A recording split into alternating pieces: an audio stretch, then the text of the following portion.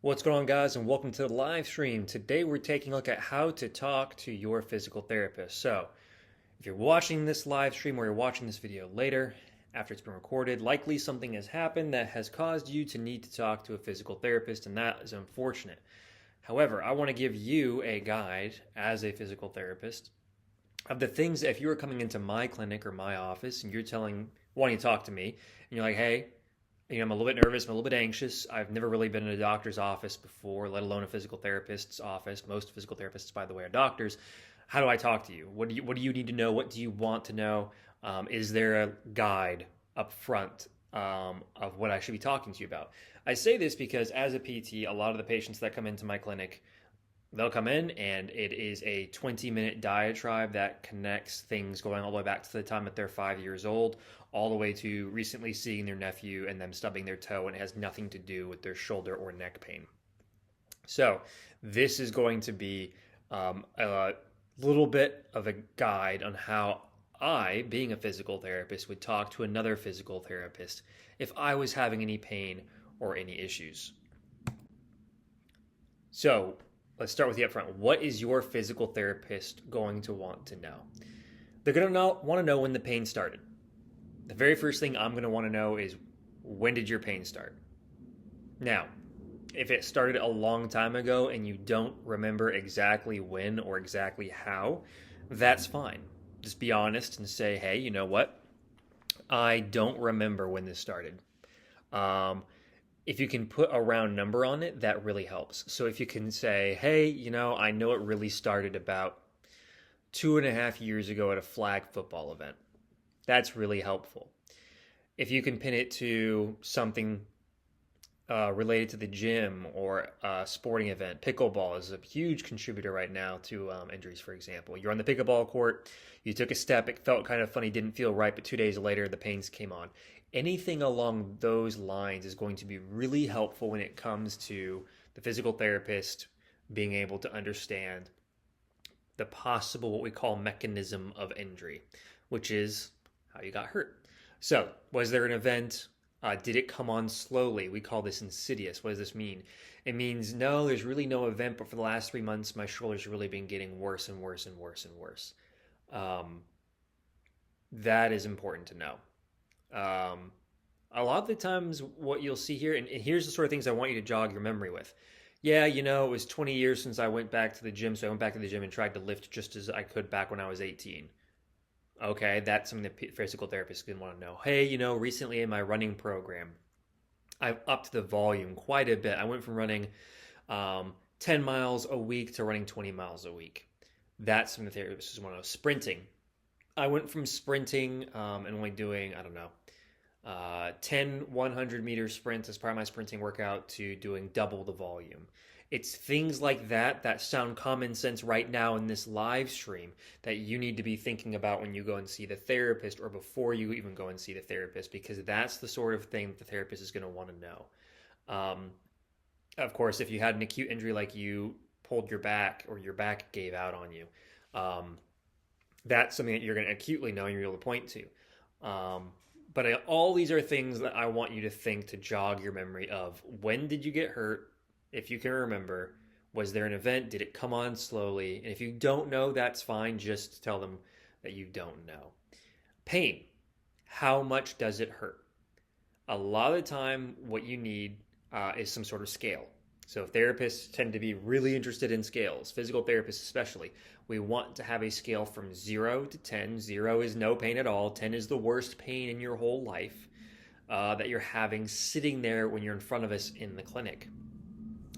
So, for example, if you walk in and you said, I have 10 out of 10 pain, I'm starting to wonder why you're not in the emergency room.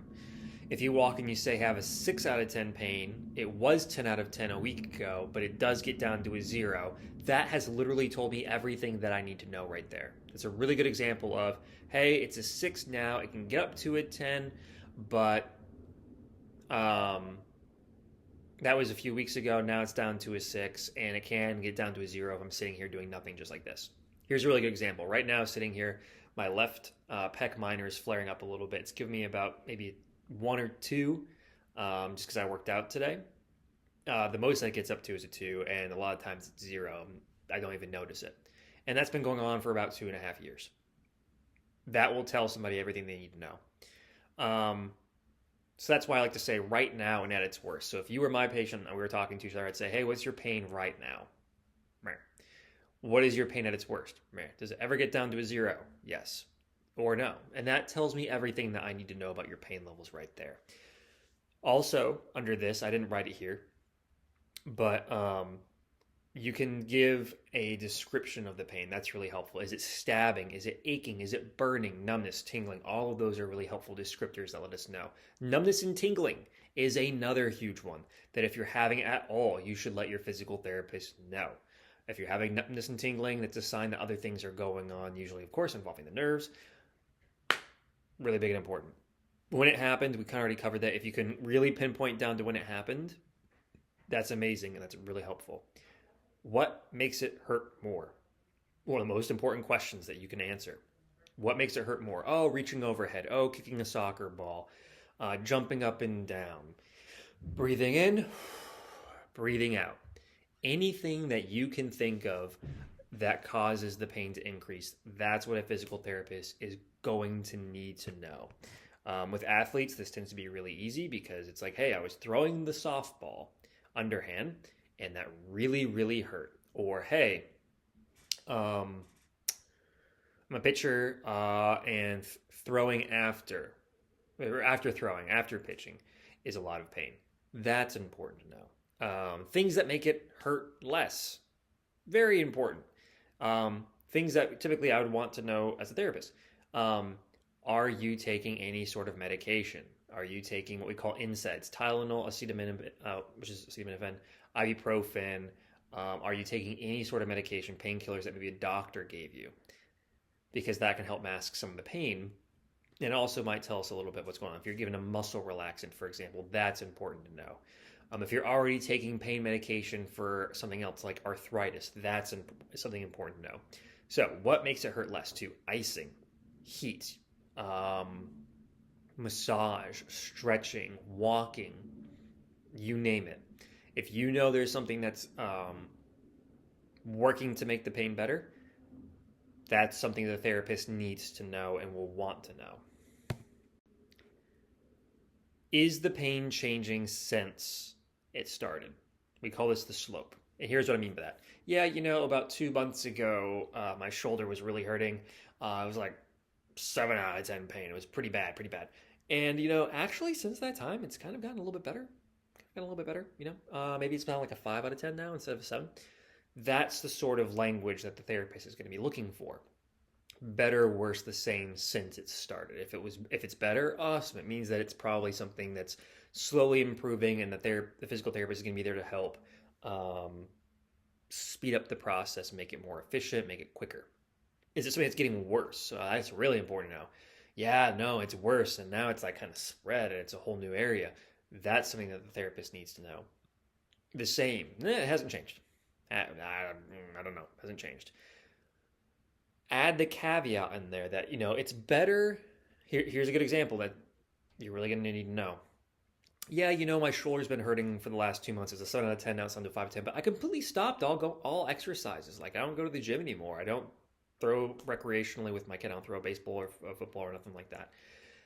That's important. Better, but why or how? Worse, but better or why? You're trying to power through. Yeah, I really hurt myself at CrossFit, and I kept going, and now it's worse.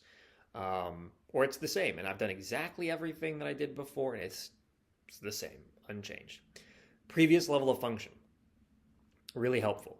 What were you doing before the pain came on? Meaning, before I twisted my ankle, I was running 10 miles a week, and I was also playing in my recreational soccer league. Oh, okay, so you're a very active runner. You're very active and fit. Cool. Okay, that gives me a good idea. That's the sort of things they're looking for previous level of function. And typically, don't get lost in this. We typically don't want to know what you were doing 10 years ago.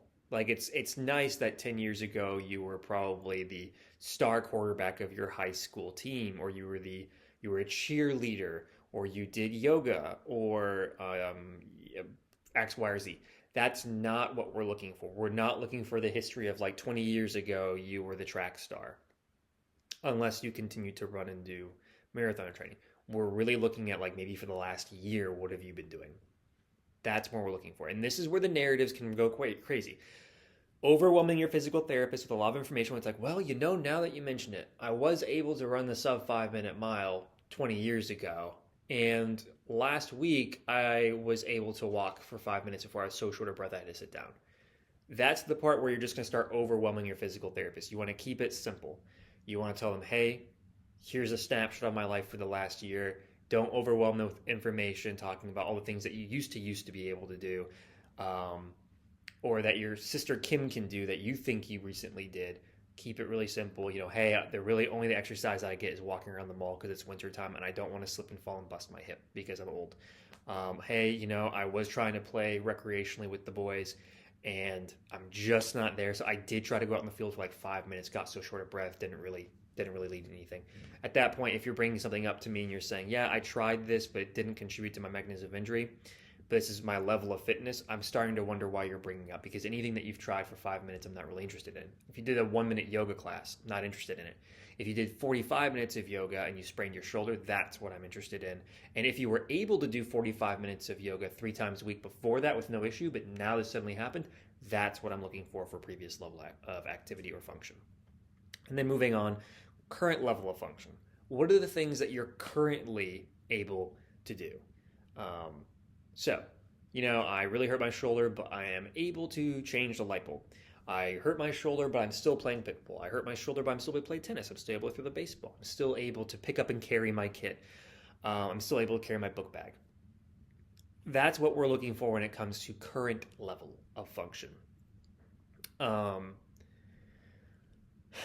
Along those lines are, when it comes to current level, is not things that you wish you could get back to. It's just things that you're currently doing. And again, this is where you get into the realm of activity modification. So if you're still able to do something, but you've modified it, be ready and able to explain why or how you've modified something. A really good example is I have a patient who had a shoulder surgery one time. And they're like, yeah, I have a shoulder surgery, so I know I'm not technically supposed to do X, Y, and Z, but I like to play pool, so I modified all the ways that I play pool, and I'm able to play pool with using my sling as the supporting arm, lock it in place, and then use the pool cue to go over top of it. There you go. What's your current level of function? I'm able to play pool, but I have to modify how I do it. I'm still able to go out there and have fun, and I like to do it for 3 or 4 hours every week. Cool. Okay, that helps. And then finally, and arguably most importantly, so if you've made it this far in the live stream, shout out to you. What are your goals? The goals are one of the most important thing that you can tell a physical therapist, because it's going to help drive the goal. It's going to help drive the plan of physical therapy. If you are a baseball player and you want to get back to throwing baseballs and you want to get back to playing sport, that's a goal. If you want pain reduction, that's a goal. If you want to improve your range of motion, that's a goal. If you want to improve your strength, that's a goal. If you want to get back to skateboarding, that's a goal. Here are some good goals to explain to your physical therapist and to have in mind with physical therapy that are realistic. I want to get back to being able to throw a baseball with my son. I don't have to, and I don't want to be going back to pitching 90-mile-per-hour fastballs. I just want to enjoy throwing a ball with my son. I want to get back to being able to recreationally run. I want to get back to being able to run marathons. I want to get back to being able to do something I was doing before. Physical therapy is helpful in helping people obtain these goals once we know what they are. If you don't have a goal, your physical therapist is kind of stuck trying to make one up that fits vaguely what you might be describing. So if you, here's a really good example, if you sprained your ankle and you want to get back to running marathons, too easy. The physical therapist is now in their minds the goal and the roadmap of how they're going to help you get to running back to a marathon. They may not train you, right, as you'd want from a personal trainer or a running coach to run the marathon, but they will prepare you to be able to get back to running. And then, of course, they can have checkups with you along the way to assess any pain that you're having and why you might be having it. If you have really extreme pec pain when it comes to doing bench presses, which is actually pretty common, and you want to do a pain-free bench press or a pain-free chest exercise day, that's a good goal. It's directly tied to what you want to get back to. It's something that you're already doing. It's not like you want to learn to do a deadlift. That's not necessarily what physical therapy is there to help you to do. We're not necessarily here to help you learn to do something new out of the blue. We're here to help you restore your previous level of function, get back to pain-free as much as we can make it, range of motion and strength. We're here in the process of rehabilitation and restoration and pain reduction, movement optimization, which just means improving your range of motion and your strength to operate within that range of motion instead of being your personal trainers or coaches. That's the sort of goals that we're looking for. Now, typically, in case you're wondering, there's a little bit of a bonus, that we do after this is we go straight into what's called an outcome measure. An outcome measure is what we use to track your progress. So you've given us your goals. Now we're going to give you a sheet of paper that you usually have to fill out, and you have to explain your current level of function, what you're doing. A good example is one called the lower extremity functional scale, or the upper extremity functional scale, or the ODI, which is like the Oswestry Disability Index for backs. There's a lot of outcome measures. When your physical therapist hands this to you, or if you're filling it out before you even see the physical therapist, think about the things that you're limited in and be very honest on the sheet. It's typically, not always, but it is typically better when you're seeing the physical therapist for the first time and they give you this sheet kind of asking you to self-evaluate and see where you're at.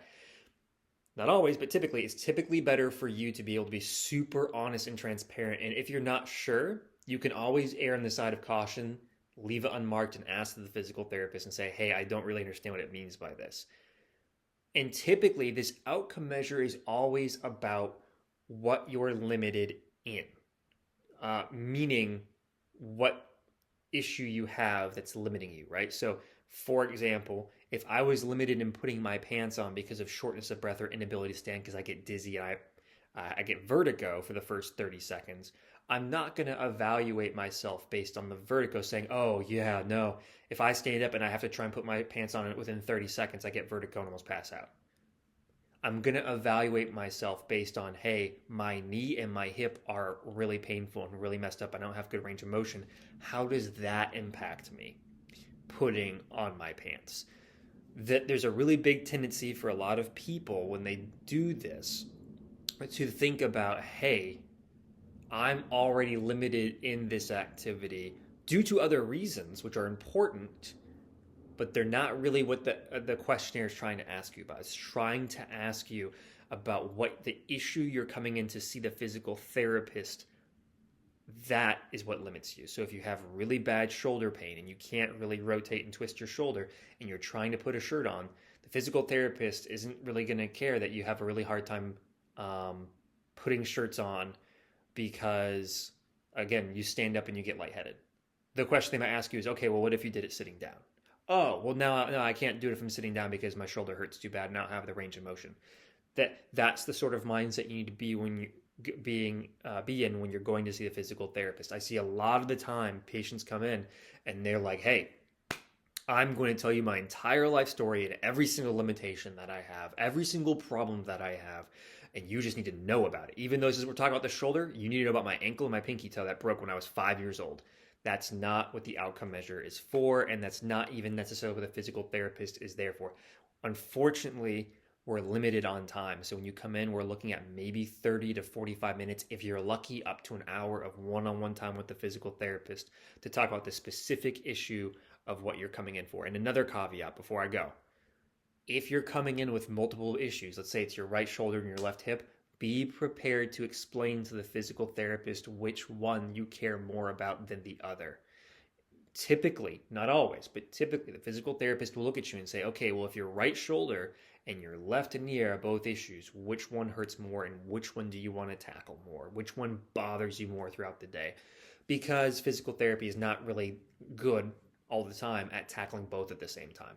It's usually really good at zeroing in and targeting one and chasing that one down and improving it than it is trying to do two things at the same time that are often completely unrelated. So, all that to say, big picture, be able to come in and say, hey, I'm in pain and I know it started around here. How much pain are you in? What makes it better? What makes it worse? right? Again, the big win, if you can kind of nail it down. Has the pain changed since it came on? Your previous level of function, what are you doing? What were you able to do before that you're not really able to do now that you're limited in, that you want to be able to get back to doing? That's kind of important. Current level of function, what are you doing right now that you can still do, even if it is painful? What are you still able to do? And then goals. What are the things that you want to get back to doing that by the time that you're done with physical therapy you want to accomplish? That's the big goals. That's the live stream. That's what I wanted to share with you guys, because I see a lot of patients come in, especially in the younger age group, with this anxiety and this concern and this worry that they have to give you their entire life story, their entire presentation, as we call it, or they're just so worried and anxious of giving the wrong answer that they want to give the answer that they think the physical therapist wants, that they just say, I'm in pain. And you're like, where? And they're like, well, my shoulder. Where? Well, I think here. You think? It's like, well, where is it? Don't be afraid to be honest. If you come in with a list of these things answered and you just hand it to your physical therapist, they will breeze through that real quick and they'll be like, oh my gosh, thank you so much. This actually really helps narrow it down. Now I have a few questions for you, but this really does help me narrow it down. This is exactly what I would want if I was a physical therapist and you're coming to see me. So disclaimer with that not every physical therapist is the same. And some might want a little bit more in-depth detail, or they might have different ways of asking it. But if you came into my clinic or my office with this filled out or memorized and we got straight into that, you would save yourself probably about 15 to 20 minutes of dialogue. And the physical therapist would be able to zone right in on the area that you're having the issue, start doing special testing and assessments, and then get you into the strengthening or stretching or whatever it is that you need. So, thank you for watching. This has been the live stream of how to talk to your physical therapist, at least if you were talking to me. Disclaimer, of course, there's no medical advice in this entire thing in terms of like how you should do it yourself, but it is just the advice of how I would talk to a medical professional. It simplifies things down and makes things way easier for us to understand.